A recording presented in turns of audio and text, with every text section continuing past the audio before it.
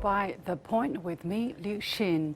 In this series, we dissect stories that are making headlines around the world and talk to my guests to compensate for the missing pieces of the puzzle. So join me in real time by sending me your comments or questions via the CGTN page on Twitter, Facebook, YouTube, or Weibo. If you're watching this live on the CGTN application, email me at thepointwithlx@cgtn.com. Let me know what you think. We live stream Headline Buster on Thursdays at 11 a.m. Beijing time and air the segment on TV at 11:30 a.m. on Fridays. So do join me during the live streaming and get in touch. I would love to receive and possibly read out your insightful comments. Today's show is our first in the Lunar Chinese New Year. We are celebrating the New Year of the Tiger while we're in the middle of the 24th Winter Olympic Games, a good vantage point from where to see how Beijing 2022 is hitting the headlines, or also, of course, how the headlines are hitting Beijing 2022. So let's start at the very beginning as the song goes, the opening ceremony on February the 4th. Acclaimed film director Zhang Yimou, who had also directed the opening of the Beijing 2008 Summer Olympics, wove artistry, high technology, and emotions into magic. The ceremony, themed the story of a snowflake, highlighted the idea of togetherness. In an innovative touch, snowflake-shaped placards bearing the names of the 91 participating delegations converged to form one giant snowflake, which was the cauldron for the Olympic flame. Many media called the ceremony spectacular.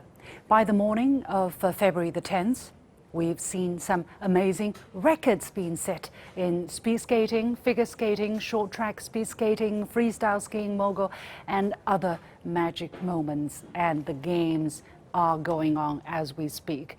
Now, the International Olympic Committee President Thomas Bach has called Beijing 2022 an extraordinary achievement. He said, "This opens a new era for global winter sport. It will raise the global participation to new levels." But how have the foreign media portrayed the opening ceremony and the games so far? We did a data analysis using articles on Beijing 2022. We selected 5 major English language media, CNN, New York Times, Wall Street Journal, Financial Times, and the BBC, and searched for keywords such as Winter Olympics and opening ceremony from February the 3rd to the 7th, and we found 58 articles. And guess what? The great majority of these headlines are negative, sandwiching the games between geopolitics and political issues such as human rights. But some are more objective and positive, especially when it comes to the non-political subjects such as the artistic values of the opening ceremony and the organization of the games. So what do most of the headlines talk about? Excluding keywords such as Olympics and Beijing, China and Uyghur top the frequency, followed by words such as diplomatic, boycott, Putin, and athlete. Exactly how negative are these headlines? Well, in the general news category, the CNN had the highest number of negative headlines, 9 out of 14, a whopping 60% and above. But percentage-wise, the financial outlet Wall Street Journal topped the chart with 6 negative headlines out of 7. That's close to 90%. What was the tone of the CNN, which had the most negative reports in this time frame? Well, it either tried to put a label on the foreign dignitaries visiting China for the Games, or focused exclusively on COVID prevention measures, or anything that had to do with boycotts. Specifically, the CNN inserted more political elements into the reporting as well. This chart shows how often the opening ceremony reports had specific agendas such as geopolitical relationship between China, the US, and Russia. So, yeah, let's take a look at this word cloud and you'll see what I mean. In a nutshell, despite some objective reporting, Beijing 2022 was cast in a negative light. Was this a surprise? Not if you have been following our program and using your common sense. But what do sports, right, have to do with political issues? Should we then start raising the same or similar questions for every host country of sport events? Or do we have a double standard here? The message seems to be very clear. Some seem not to be happy to see China deliver. That China opened the games on schedule in fanfare is a disappointment to them. There are other missing pieces in the big picture, but let me try to fill them out in some individual analysis of individual reports. As I mentioned, the word Uyghur appeared frequently in Western headlines. This representative piece says, for instance, in a provocative choice, China picks an athlete with a Uyghur name to help light the cauldron. An athlete with a Uyghur name.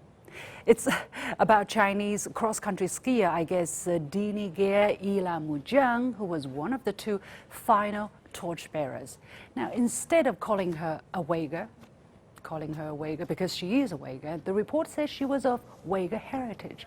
But Dinige Yilamujang is from Altai, a skiing destination in China's Xinjiang Uyghur Autonomous Region, and she's won a silver for China at an International Ski Federation Grand Prix event in 2019. Some simple research could have established her background, but why the vagueness and insinuation? Did the newspaper not want to admit that Xinjiang is part of China and that Uyghurs are part of the Chinese family? China is called provocative here. But if China hadn't chosen a Uyghur athlete representative, would the detractors have given us a break and not dredged up this issue? I guess not. Now, the Olympics are supposed to break down barriers, but instead, we have seen a section of the media hell-bent on dividing the world according to people's origins. The next outcry came when 80-year-old Gu Ailing, that's her Chinese name, or she's known by her English name as Ailing Gu, when she won the women's freestyle skiing big air for China. Born in a mixed family, she changed her nationality from American to Chinese in 2019 to join Team China. But some American media are almost calling her a traitor. Listen to this. It is incredibly, I think the only word we can arrive at is ungrateful for her to betray, turn her back on the country that not just raised her, but turned her into a world-class skier with the training and facilities that only the United States of America can provide. For her to then turn her back on that in exchange for money is shameful. Wow. I know Fox is fringe, but it has a big following in America, so I want to address this. Now, it's a normal thing, okay, around the world that talents flow and exchange and enhance exchange while honing their competitive edge, both for themselves and for the country they join. Snowboarder Janice Spiteri, for instance, is representing Malta at Beijing 2022, but until 2014, she competed for Team USA. During the last Winter Olympics in Pyeongchang in the Republic of Korea, alpine skier Jeffrey Webb represented Malaysia instead of the US, and athletes of Chinese origin have also joined other national teams. But it seems the outrage erupts only if someone changes citizenship from American to other countries, in this case China, and wins. Japanese-American surfer Kanoa Igarashi was called a traitor by some for representing Japan instead of the US in the 2018 World Championship. He responded by saying, "It's not war, you know. At the end of the day, it's just surfing. It's a sport." So, come on, America, you are an immigrant nation. How many foreign talents have left their home countries for the United States? Where were the complaints then? Finally, I want to touch upon COVID management measures as one card constantly played to cast a shadow over Beijing 2022. One agency even called it China's pandemic Olympics. What can you call it but scaremongering? When you look at the number of new cases in China, they're mostly in double or even single digit, utterly ignorable compared to some other countries. And yet, these numbers are blown out of proportion. Look at this headline. Omicron deepens uncertainty surrounding Beijing Olympics. Or this, COVID cases mount as athletes, personnel arrive in Beijing. Or this, The coronavirus continues to sideline Olympic athletes as they gear up for competition. So exactly what numbers are we looking at? According to China's National Health Commission, the average number of new cases in China in the 7-day period from February the 2nd to the 8th was 62. Wow, that's a real flare-up, right? And these cases are really mounting, jeopardizing the safety of people. Come on. Now, some foreign journalists are finally conveying the right message. Here we have a podcast in which an American journalist who came to Beijing tells the inconvenient truth. Listen. People in China were able to live largely normal lives. I mean, they had to wear masks. They still had to measure their temperatures when they went into places. But for the most part, there really was very little virus in the country, as far as we know. If you look at the graph of COVID deaths and cases in China, you see a big spike in January to April 2020. But then after that, it basically just flatlines. I mean, if you even look at the death toll today, China has only had 4,600 or so deaths from the coronavirus. What it takes to admit that China has done something right. And there are many more examples I can give on just how some media maximized hiccups or concerns as if the games in Beijing are full of flaws, much more than ever before. Artificial snow, for instance, is another case in point. They tell you Beijing uses a lot of artificial snow, but not that it's common practice among previous winter games, and that great pains have been taken to ensure sustainability. Beijing 2022 is not perfect. Nothing is. There are hiccups and glitches, but they don't represent the games. The Chinese organizers and the Chinese people have been giving their best, and that's been widely recognized. Anybody with common sense will have seen that the games have consolidated bonds of fellowship and sportsmanship and set new records all the time. That everyone comes together despite differences is what the Olympic spirit is all about.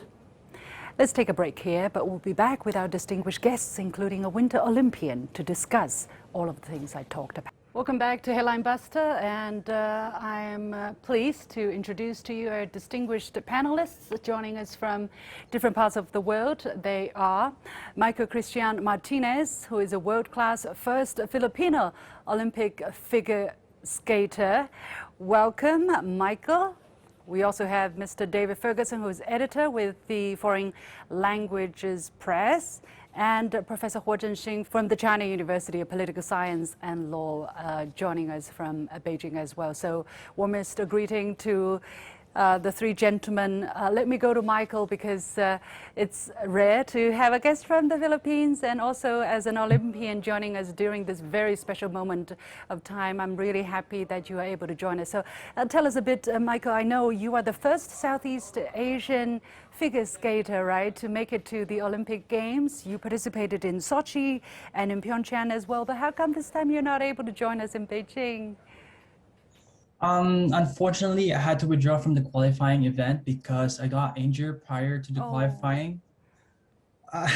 But this doesn't stop me because I'm still trying to continue training, and so in the hopes that I can qualify on the next one. Yeah. How have the Filipino media covered the events? Is it quite extensive, and the tone of the reporting? Do you think that they are doing a reasonably professional job in giving people the information they are interested in and they would like to know?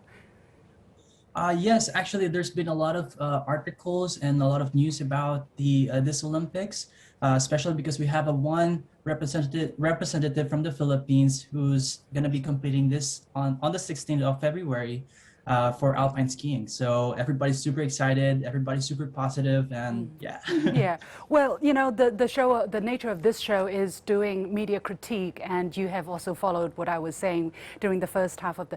Have you noticed the kind of tone that's, you know, generally felt in many English languages, especially mainstream media that are out there, but, you know, the kind of feelings that are felt by the Chinese and from the stories that are written by the Chinese media here? There seems to be a gap for us.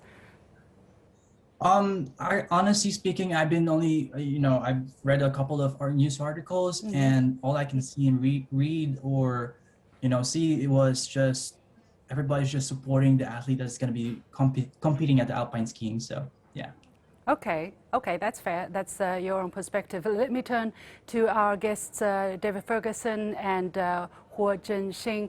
Both of you have been, of course, either living in China or Chinese, and you have watched the opening ceremony. Tell us a little bit your first-hand impression of things. David, let's start from you, because you had the privilege to see the ceremony with a ringside view. How does it feel? Good morning, Yasin. Yes, I was lucky enough to be at the opening ceremony. It was a spectacular event. Everything about it was enjoyable. The whole Olympic Park was lit up when we arrived. The ceremony within the stadium itself, well, we had these spectacular special effects, some of which I don't think I've ever seen before, turning a two-dimensional ground and a wall into a three-dimensional experience. The marching of the athletes, I think they must have been very moved and inspired by that. We had a statesmanlike speech from Thomas Bach, the flag raising ceremonies. But the thing that actually struck me most was the volunteers. When we arrived, there were volunteers to usher us in, waving and cheering and clapping. The volunteers. Happy New Year. Mm-hmm. Yeah, volunteers. When we left, at 11 o'clock at night, the same volunteers were in the same place, still waving and clapping and cheering and wishing us a happy new year. These people had practiced for weeks as volunteers. Their job was to stand in the same place in the freezing cold for maybe 10 hours. And when we came out, they were still the same happy people that they had been when we arrived. And I think they really, really deserve credit for that. And I know that some of the athletes have been commenting on Twitter about the volunteers. And that, to me, was the most memorable part of the experience. We actually dedicated a special program to the volunteers as well, not just for the training that they have received, but the time, the sacrifice they have to make, in this holiday time where people join with their family and they have to go into the closed loop. Some of them have to stay in there for weeks, even longer. So a lot of credit really goes to these unsung heroes. Professor Huo, you were also at the opening ceremony. What was your impression? Well, I think it's a really amazing experience to be an audience to attend the opening ceremony in the Bird Nest Stadium. Well, that evening is cold, but I feel very warm. The atmosphere it's very exciting. And there is a lot of unforgettable moments in the opening ceremony. And I think that there are the most exciting moments are the following. The first is that when I find that the way that the Olympic flame was lightened, it is a surprise all of us. But when I watch that moment, I feel it's fantastic, because the torch was just put inside a huge snowflake, and that huge snowflake is composed of a great number of smaller snowflakes representing every participating countries. So this makes me feel that, yes, we are coming from different countries, but we are one family. That's the value of the Olympic Games. Olympic Games give us a hope that we can unite together. And the other moment that touched me most is that the speech made by Thomas Bach, the president of the International Olympic Games. He says that it is possible that to be the fierce rivals, at the same time they can live respectfully and peacefully, and then the audience give a very long applause. Another sentence, he says that he appeals to all political authorities to give peace a chance. And the audience also give him a very long applause. So I think that his speech touches the heart of audience and touches the heart of all over the people. Yeah, I wonder whether these messages have been sent adequately through the international press to the audiences around the world. That's why we do this segment of media analysis, because we felt that's not the case, because a lot of the articles actually center around geopolitical tensions, as I said, or China's so-called human rights record, and so on and so forth. And even athletes' performance could be sidelined, I would say, or overshadowed by a particular athlete's political stand on certain political issues. So let me go back to Michael once again. I know it is uncomfortable for athletes to talk about these issues, and we try to avoid these kind of questions to athletes who take part in our program as much as I can. But still, if you go and read the media, you can see somehow athletes are made to express their political opinions on certain issues, whereas they're here to take part in the games, to put on their snowshoes, to put on their skaters, and nothing else, nothing more, nothing less. So how do you feel if you would be pressed on your political opinions on certain issues, and if you don't have if you have a different opinion, then you'll be criticized, for even taking part in certain events? For me, I think as much as possible, I try to avoid that at the same time. But personally, I just think that, whatever the situation or the challenge is, I try my best to really, or a lot of athletes actually, they just do their best to be able to surpass that and do what they need to do. So yeah. I think you make a perfect point, because after all, we want to keep sports as pure as possible, to get the noises out of the way. It is a touching moment. David, let me go to you, because you are a journalist and you analyze reports from around the world as well. What has been your impression of the kind of reports that you have had your hands on? Well, Leosine, I was working as a journalist back in 2008, the Olympics then. And one of the things that I remember most about that was a story that was spread by the Western media in 2008. 1.5 million Beijing residents evicted to make way for the Olympics. I mean, even by any common sense standards, that is just stupid. I researched the story very carefully and I know what was behind it, and I hope that you will give me the opportunity sometime to come and talk about this in detail, because we don't have that today. But the whole story was a complete fabrication. We fast forward 14 years and what have we got? The whole Western media plastered with these stories about Xinjiang. 1, 2, 3 million Uyghurs in concentration camps. Again, simply from a common sense perspective, that is nonsense. The logistical operation involved in forcibly moving 3 million people into concentration camps, and there is not one trace of actual evidence. The people that are telling us this story have got satellites up there that could take a picture of an Umao on the sidewalk, and they haven't been able to produce a shred of evidence. And that is the thing that strikes me most. It's the same pattern, a huge number that makes no sense, being repeated again and again and again, until it starts to gain credibility for that reason. Yeah, but David, what do you think is behind this kind of report? I'm not going to say that everybody who writes about the Beijing Games are ill-intended, that they are deliberately twisting information. Some of them, I guess, have a real genuine intent to do a good job. Other people may have been misled, or other people may really have bad intentions. But how would you describe the kind of mix of pictures we're seeing here, resulting in the kind of reporting we're seeing? Well, I'm afraid I take a slightly less positive view than you do. I think that there is a narrative which, to a maximum extent, Western journalists are expected to respect. They have a narrative to tell. What's behind it? A whole host of different things. But you used a word. You made reference to a word that you were actually quoting. The use of the Uyghur girl in the torch-bearing was described as provocative. Now, that's a very interesting word. Who exactly was being provoked, and how were they being provoked?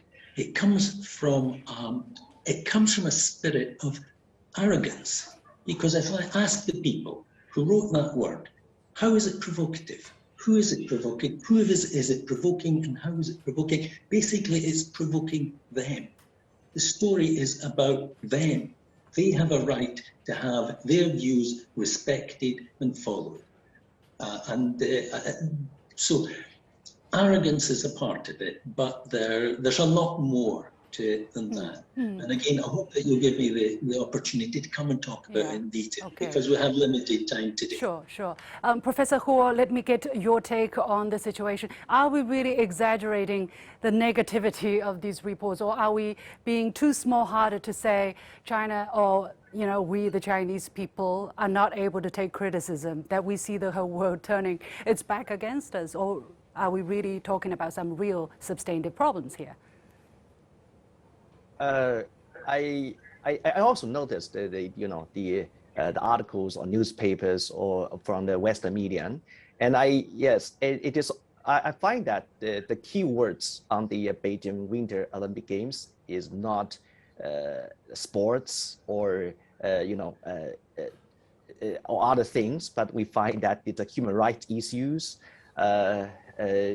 or artificial snows, or Uyghur girls, or even Russia invasion. So I think that this conflicts the spirits of the Olympics. I think that the Chinese, we know, as you said just now, we know that we are not perfect, the country are not perfect, the world is not perfect, there is nothing perfect, but we welcome the criticisms and different opinions if only they are kind-hearted and constructive, but we do not like the blinded or arrogant criticisms that contradicts the essence of the Olympic Games. Sure. Anyway, many thanks. Time is very limited, so many thanks to our guests joining us from Los Angeles, Michael Christian Martinez, a Filipino Olympic figure skating, David Ferguson, editor from the Foreign Languages Press, and Professor Huo Zhengxin from China University of Political Science and Law.